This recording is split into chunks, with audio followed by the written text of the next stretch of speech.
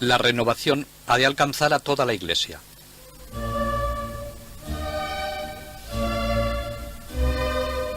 No solamente en los claustros deseaba Bernardo la renovación del espíritu evangélico, sino también fuera de ellos, entre el clero secular y la gente del pueblo, hacía vibrar el rayo de su palabra. Toda la obra desplegada por Bernardo en la Iglesia de su tiempo no es más que una aplicación de su doctrina sobre el primado de la caridad, que debe manifestarse en las dos principales esferas de la actividad humana. La vida de oración, por la que participamos en la contemplación recíproca de las tres divinas personas, en la contemplación de Cristo que mira a su Padre en el Espíritu, y el servicio desinteresado de todos para con todos. En ambos campos había mucho que hacer cuando Bernardo empezó a escribir. Ya llevaba la Iglesia medio siglo con una gran renovación. Bernardo tiene la gracia de comprender que lo que necesita la Iglesia ahora es una reforma, no legislativa y jurídica, ni de organización o política, sino esencialmente moral y religiosa. Es en este nivel donde despliega su actividad. A los clérigos y a los obispos les recuerda su deber de ser humildes y no dominadores, pobres y no animados por la ambición y la codicia, fieles al celibato, cosa imposible sin la caridad. Más que insistir en la práctica del celibato, muestra su valor y su significación. Castidad sin caridad es lámpara sin aceite. No puede alumbrar.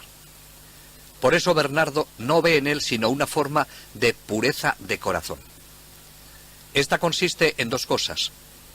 Para el hombre de Iglesia se trata de que en todos sus actos y en todas sus palabras busque o bien el honor de Dios, o bien la salvación del prójimo, o bien ambas cosas.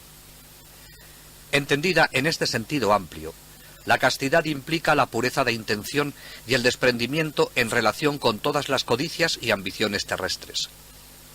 Feliz el prelado, que sea cuales fueren los bienes que pasan por sus manos, beneficios de Dios para los hombres o dones de los hombres para Dios. Lo considera todo con la mirada de la paloma, sin retener nada para él mismo. Desea el progreso de su pueblo y no usurpa nada de la gloria de Dios. La castidad es, pues, inseparable de la humildad. No podemos gloriarnos de este gran beneficio de la pureza interior, más que si hemos renunciado perfectamente a todas las glorias vanas exteriores. De este modo, Bernardo no considera en modo alguno la castidad sacerdotal bajo un aspecto puramente negativo, como una especie de privación. Ve en él, para el sacerdote, una mayor capacidad de amar, de consagrarse, de servir, de ser verdaderamente pastor. Esta enseñanza va llenando las cartas de San Bernardo. Su sermón a los clérigos sobre la conversión, su tratado sobre la conducta y los deberes de los obispos, y culmina con su síntesis final que constituye la consideración dirigida a un papa, pero que se refiere a los papas y al clero de todos los tiempos.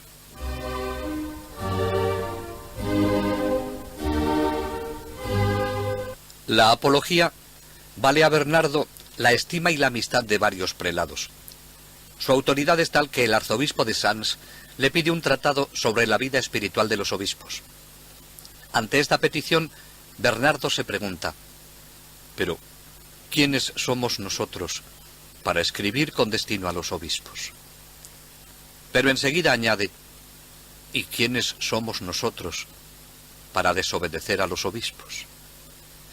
No vacila y obedece.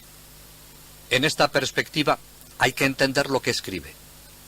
Con la maestría y elocuencia que acostumbra, y también con la misma claridad, traza un magnífico cuadro donde aparecen a plena luz la dignidad, cualidades y virtudes de los buenos prelados, sin que falte tampoco el poner de manifiesto los vicios y defectos que pueden afear tan eminente estado.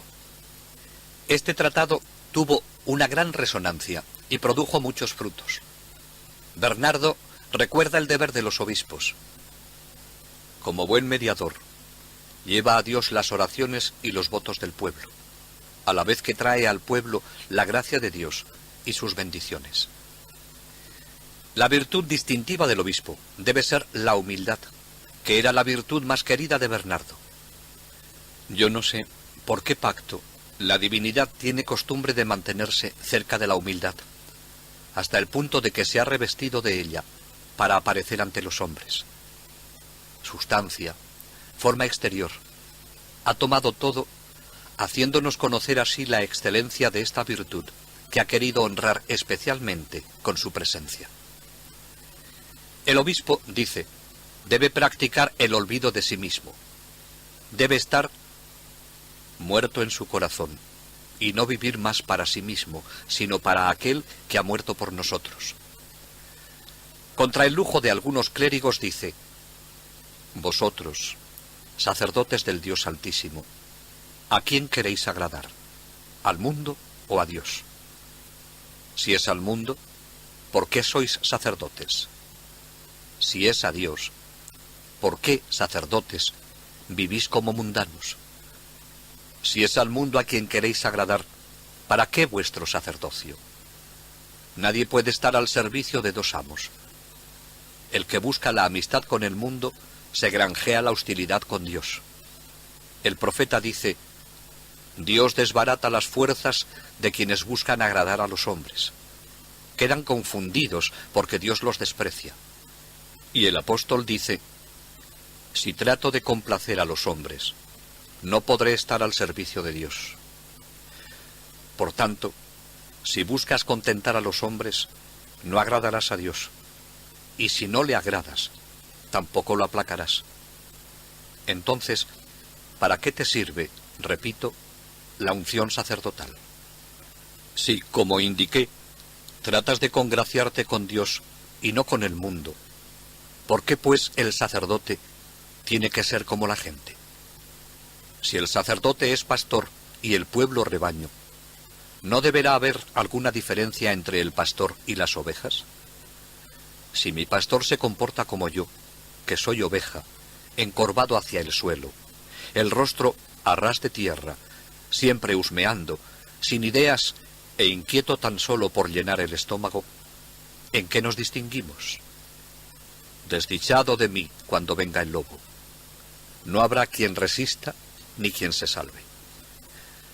Algunos reprochan mi atrevimiento por hacer semejantes advertencias y quieren que me calle. Andan diciendo que soy monje y que deje de entremeterme en el mundillo de los obispos. Bien quisiera yo que alguien entornara mis ojos para no ver todo eso que me prohibís recriminaros. Enorme insolencia la mía, pues siendo oveja, me atrevo a balar desesperadamente cuando veo abalanzarse sobre el pastor dos lobas feroces, la vanidad y la ambición. Cuando se trata de conseguir el bien, no anda con rodeos. En realidad era una manifestación de su ardiente amor. Amor por el bien, por los derechos de la Iglesia, por la verdad, por el interés mismo de aquel a quien reprende. Prueba de ello es que los reprendidos, conocida la mente e intención de Bernardo, se convertían de ordinario en sus mejores amigos. Bernardo tiene que intervenir ante el rey Luis VI, a quien quiere y aprecia, pero que tiene tendencia a hacer de la Iglesia un instrumento para su reino, cosa que Bernardo desaprueba. Por eso, cuando en 1127 el rey nombra senescal, es decir, generalísimo, a un prelado, Esteban de Garland, con qué tono critica el monje la confusión de dignidades que tanto perjudican a la Iglesia. Las protestas de Bernardo son vehementes, como él sabe hacerlas, y el rey anula el nombramiento. Poco tiempo después ha de intervenir en otro asunto, y siempre porque se lo solicitaban. El obispo de París, Esteban de Senlis, era un hombre de gran corazón y amigo particular del rey. Las exhortaciones de Bernardo y el ejemplo de Siller le llevaron a reformar su cabildo. El rey teme que entonces los canónigos sean menos dóciles a sus órdenes. Ataca al obispo retirándole su amistad y también impide que pueda gozar de las rentas del obispado. El obispo responde lanzando un veto sobre la persona del rey y el dominio real. La inmediata reacción del rey es expulsar al obispo y confiscar sus bienes. El obispo, con su obispo metropolitano, Enrique Jabalí, se refugian en Citeaux, donde los abades están celebrando el capítulo general, y exponen su situación. Los padres capitulares escriben una carta al rey firmada por todos, pero sin duda escrita por Bernardo. El rey del cielo y de la tierra os ha dado un reino sobre la tierra y os dará otro en el cielo, si os aplicáis a gobernar con equidad y sabiduría. ¿Habéis considerado a quién atacáis? Ciertamente no es al obispo de París, sino al dueño del paraíso, al Dios terrible que retira la vida a los príncipes y que dice a los obispos: quien os desprecia, a mí me desprecia. La Iglesia depone contra vos un lamento desesperado cerca de su Señor. En vos, que fuisteis su defensor, ha encontrado un opresor. Si no desistís rápidamente de este error, no habrá nada que no estemos dispuestos a hacer dentro de los límites de nuestra debilidad, por la Iglesia de Dios y por su ministro, el venerable obispo de París. El rey, a pesar de esta carta, no piensa en ningún momento en quitarse de encima a Bernardo.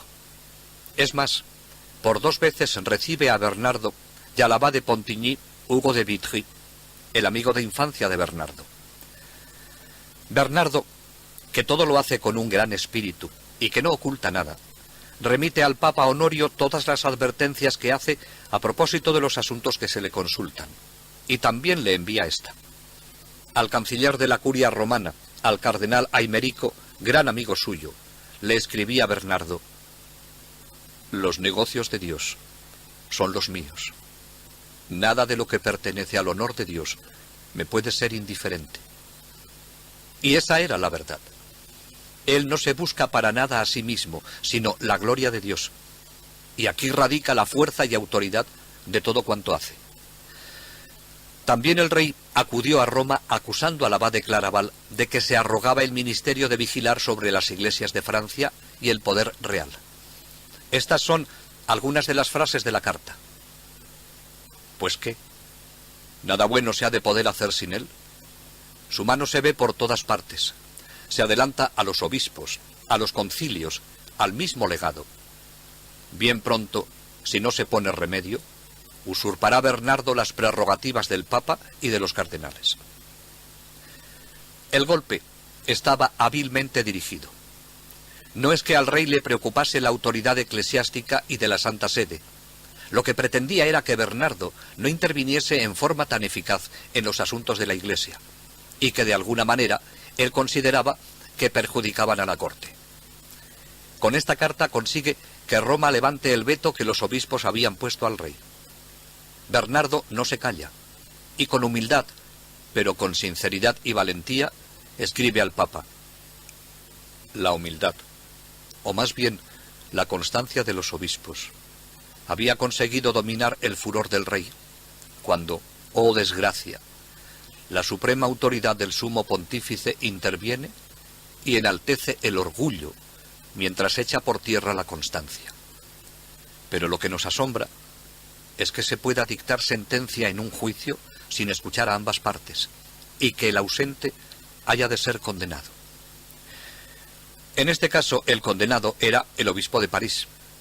Y continúa: no tenemos la osadía de culparos, aunque sí sugerimos con amor filial al corazón de nuestro Padre, que medite hasta qué punto triunfan los malos y los pobres se ven abandonados con ese acto.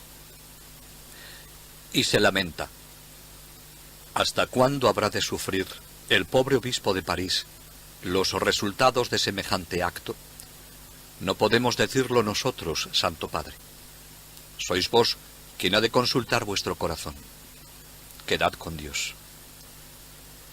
Su intervención en este y otros asuntos a favor de la Iglesia hicieron llegar a Roma quejas contra Bernardo. El canciller Aimerico, que le apreciaba de veras, creyó prudente decirle que la Iglesia ganaría mucho y el mundo estaría más en paz si las osadas ranas cistercienses, en este caso Bernardo, se decidieran a no salir de su charca, el convento de Claraval, para turbar al universo con su croar. La contestación de Bernardo no se hizo esperar, y con su mejor estilo, humilde, claro, sincero, le dice: «Me regocija saber que os disgusta mi intromisión en cuestiones que no conciernen a los monjes. Con ello probáis vuestra prudencia y vuestra amistad hacia mí. Por eso debéis ocuparos de que vuestro deseo y el mío se vean satisfechos, no dando motivos a estas ranas ruidosas para que abandonen su charca en el futuro. No permitáis que su croar pueda volver a oírse en la sala de los obispos ni en los palacios de los reyes. No consintáis que ni la necesidad ni la autoridad tengan fuerza suficiente para evitar sus interferencias en discusiones o asuntos públicos de cualquier índole. Tal vez así vuestro amigo pueda evitar ser culpado de presunción. Sin embargo, no sé cómo pude exponerme a tal acusación, porque mi decisión y mi resolución fueron siempre las de no abandonar mi monasterio, excepto para asuntos concernientes a la orden, o bajo mandato del legado de la sede apostólica, o de mi propio obispo, a ninguno de los cuales puedo en conciencia desobedecer, si no es con autorización de la jerarquía superior. Si vuestra eminencia tuviera la bondad de alcanzarme ese privilegio, yo podría disfrutar de la paz y dejaría a los demás disfrutar de la suya. Bernardo no desea otra cosa que vivir en Claraval sin intervenir en otros asuntos. Cuando lo hace, es en fuerza de la obediencia. Pero el mal no está en sus intervenciones, sino en los males que aquejan a la Iglesia. Por eso continúa: sin embargo, aunque me encierre en el más absoluto silencio, no creo que cesen los rumores de la Iglesia mientras la curia romana continúe perjudicando a los ausentes y complaciendo a los que tiene cerca. Si había alguna importunidad en Bernardo, se debe a la razón que él da. Sé que debo ser importuno, pero importuno por la caridad, la verdad y la justicia. Así es el abad de Claraval. Estaba llamado por misión de Dios a intervenir para renovar la Iglesia. Las personas que tienen capacidad para dirigir piensan con más claridad, sienten con más fuerza y se expresan con más atrevimiento. Bernardo pertenece a este tipo. Cuando la gente llega a darse cuenta de que el hombre que les habla es totalmente sincero y desinteresado, y trabaja solo por la mayor gloria de Dios y el bien de los demás, el mundo, aunque con lentitud, acaba por seguirle. Bernardo estaba consiguiendo que los hombres tomasen conciencia de Dios y actuasen conforme a sus leyes. En todas sus actuaciones se ve su aspecto humano y divino. Tuvo enemigos porque veía las cosas con demasiada claridad y las decía con demasiada sencillez para servir los intereses de muchos. Pero al mismo tiempo tenía muchos amigos a causa de su amistad franca y cordial, y sobre todo por su santidad. La prueba confirma que Siger, Pedro el Venerable y otros muchos a quienes dijo verdades muy fuertes, se convirtieron en sus mejores amigos. A su amigo, el canciller Aimerico, le escribe con toda sencillez y como si fuera su mejor confesor, le expresa la preocupación por la salvación de su alma. Un alma es una cosa valiosísima. ¿Qué podría obtener el hombre a cambio de ella? Ni el universo entero sería suficiente. Si llegara a perecer hasta la muerte a causa del pecado, ¿cómo podría ser restituida? Existe otro Cristo al que crucificar de nuevo por ella.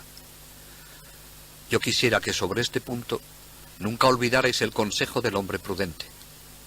Hijo mío, recuerda tu fin y así nunca pecarás. Solamente un verdadero amigo como Bernardo escribiría en estos términos al canciller de la Santa Sede.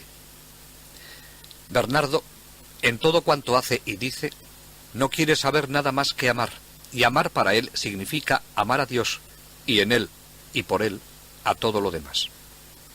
Por eso cuando su amigo, el cardenal Aimerico, le pregunta cómo y por qué debemos amar a Dios. Bernardo le contesta con el Tratado del Amor a Dios. Es un magnífico escrito en el que describe la escala ascendente de los estados del alma que busca a su Dios. Bernardo, que ama, y ama de verdad, sabe que el amor no puede fundamentarse en sentimentalismo. A su destinatario, Aimerico, comienza con toda humildad diciéndole: oraciones solías pedirme, no me proponías consultas, y cierto que ni para lo uno ni para lo otro me creo idóneo, si bien es verdad que aquello, la oración, os lo debía hacer suponer mi profesión, ya que no la santidad de vida que me hace falta. Responderé a lo que me preguntáis acerca del amor de Dios, porque este es el tema que más seguramente se trata y que más útilmente se lee. ¿Queréis aprender cómo debe ser amado Dios? Bien, os diré que la razón de amar a Dios es Dios mismo, y que la medida de ese amor es amarle sin medida. Así ama Bernardo a Dios, sin medida. Y quien ama a Dios ama a su hermano, porque Dios nos dio el modelo de cómo debemos amar en Jesucristo.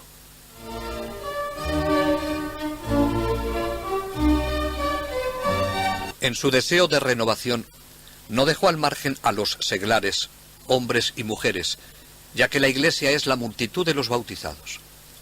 Les pide que se comprometan de modo activo en el servicio de Cristo, en el matrimonio y en la familia, en la sociedad, en la vida política si tienen algún poder. Su celo devorador no deja de lado esa parte de la Iglesia. Las instituciones le parecen respetables en cuanto obedecen a un ideal cristiano.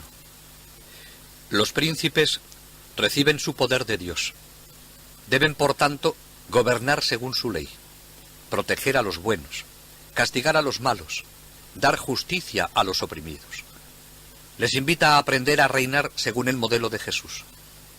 Da buenos consejos de gobierno a los príncipes. Insiste en la justicia como exigencia de la caridad. Al obligar a castigar, recuerda que es imposible ser justo sin ser misericordioso. Si reprocha el lujo de los clérigos cuando escribe sobre los obispos, dice también lo mismo a los seglares. Critica el exceso del lujo tanto en los hombres como en las mujeres. El lujo es para él una forma de injusticia, ya que lo que en él se gasta debe destinarse a los pobres. En la administración de los bienes no se puede salvar el alma sin preocuparse del bien de los demás, sobre todo de los humildes. A los que traicionan el ideal cristiano no les ahorra sus críticas. Predica la paz a cuantos tienen poder, de cualquier nivel social que sea. Habla en contra de las guerras privadas, los torneos inútiles y que producen muertes, y que con frecuencia desembocan en luchas más graves y llevan a la guerra a regiones enteras. En el escrito de La alabanza a la nueva milicia, se muestra muy duro con los caballeros de su época. Pero no se crea que Bernardo solo critica a los ricos. No mide más sus palabras para los humildes, los campesinos y los burgueses. Ni titubea en mostrarlos interesados, egoístas y poco inclinados a la fidelidad conyugal. Sus palabras no se quedaban en simples exhortaciones más o menos piadosas de predicador. Cuando oían a Bernardo, las personas se transformaban de verdad. La gracia entraba en sus almas y comenzaban una vida nueva. Este es el fruto que debe producir toda buena predicación, que sale de un corazón que vive lo que dice y quiere hacer partícipe a los demás de los bienes que él goza. Así sintetiza su actividad en su labor de renovación de la Iglesia en el campo de la conducta moral de las personas, ya que en esta época su cometido primordial es la formación de las personas. Cuando llegue el momento, se convertirá en defensor de la fe. Difícilmente se hallará un hombre más amante del silencio y enemigo de la agitación de las ciudades que San Bernardo, y que se haya visto forzado a intervenir en tantos y tan diversos negocios de la cristiandad. En los ambientes más dispares lo consideran el maestro indiscutible. Lo necesitan los monasterios, tanto los de su propia orden como otros. Su actividad llega hasta el papado. La Santa Sede le debe mucho, y por otra parte los sumos pontífices, a quienes ha ayudado mucho, temen su influjo, pero recurren a él cuando lo necesitan, cosa que no tardará en ocurrir. Si Bernardo saboreó el éxito, también experimentó la resistencia de los hombres. Los que más le debían y a quienes con más ardor había servido, no le aceptaron plenamente. Su alma navegará entre el éxito y la decepción. No fue otra la vida de Cristo. Él tenía que seguir sus pasos si quería parecerse a él. Otros se hubieran desanimado ante el sufrimiento originado por la incomprensión de algunos, a veces los más encumbrados. Pero una inmensa mayoría está pendiente de él y le sigue. Bernardo se mantiene siempre en paz porque se abandona a Dios, a quien desea servir. Y sigue hablando con serenidad. Advierte, amenaza y reprende como un profeta infatigable. Respeta el misterio de las almas y trata de discernir en cada caso lo que cree ser la voluntad de Dios. Escribe sobre la libertad porque cree en ella. Es un luchador y predica la paz. Bernardo pone su alma al descubierto en cuanto hace y dice, y manifiesta la claridad de su inteligencia. A pesar de su intensa actividad, era un verdadero religioso contemplativo. Solo se siente verdaderamente feliz cuando está en su monasterio con sus monjes. No busca el éxito y menos el aplauso. Por eso, apenas termina lo encomendado, vuela a Claraval.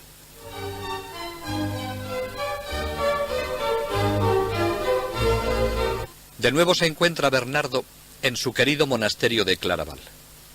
Toda su vida manifestará su preferencia por este monasterio, su primera fundación.